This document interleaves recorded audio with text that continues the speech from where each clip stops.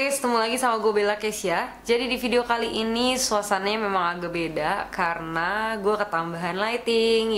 Jadi ya agak terang-terang dikit lah ya, cahaya surga. Dan kali ini gue akan mereview sebuah film yang baru aja rilis di Disney Hotstar, yaitu Pinocchio. Fun fact, kalau kita dengar Pinocchio pasti identik dengan boneka kayu yang diciptakan, kemudian dia hidup, lalu kalau dia bohong, hidungnya panjang. Sama sih sama film yang diceritakan di Disney Hotstar ini, menceritakan seorang ayah yang pengen banget punya anak laki-laki nyata. Kemudian dia membuat sebuah boneka dari pinus kalau nggak salah ya, kayu, dan bonekanya hidup karena waktu bintang jatuh, ayah ini membuat permohonan. Lalu peri datang mengabulkan permintaannya, menghidupkan si boneka kayu ini, dan hiduplah seorang Pinocchio. Kalau kalian pengen nonton, kalian bisa nonton di Disney Hotstar. Total durasinya adalah 1 jam 45 menit, nggak terlalu lama lah ya. Gue nonton itu ya ada bosennya, karena jujur gue juga nggak suka sih nonton kartun pertama.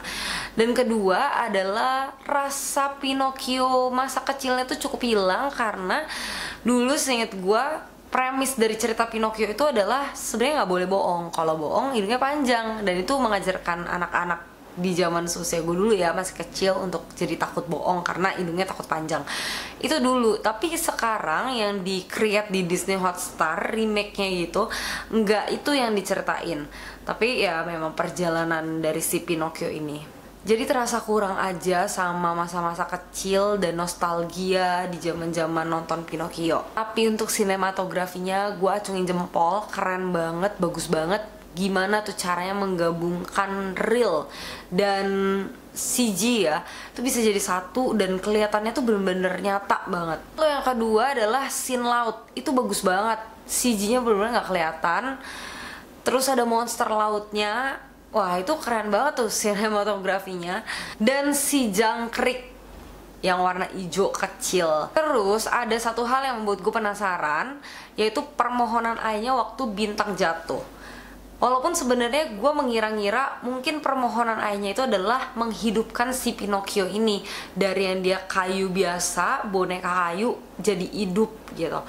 Tapi sampai akhir cerita itu nggak dijelasin. Kenapa gue merasa tidak dijelaskan? Karena waktu pertengahan film, si Pinocchio ini sempat nanya sama ayahnya, apakah benar kalau ayahnya ini meminta kepada bintang jatuh untuk Pinocchio bisa hidup. Tapi ayahnya kayak cuman bilang gitu, kalau misalnya berhasil apa yang dia minta. Nah, cuman menurut gue untuk ukuran anak kecil nonton film ini ya bagus-bagus aja sih, menikmati visual, sinematografinya. Tapi kalau kayak nikmatin skripnya itu udah skala yang di atas rata-rata anak seusia kecil nonton film kartun ya, karena ada twist-twist dan beberapa banyak hal-hal yang surprise di dalam film itu yang setipe dan selevel sama film-film usia umum. Gue tetap suka sih sama visual, gambarnya tuh bagus ya. Sama gue juga menyayangkan osnya dikit banget, karena emang dari awal udah kehilangan tes Pinocchio semasa kecil. Menurut gue, kenapa nggak hajar di osnya?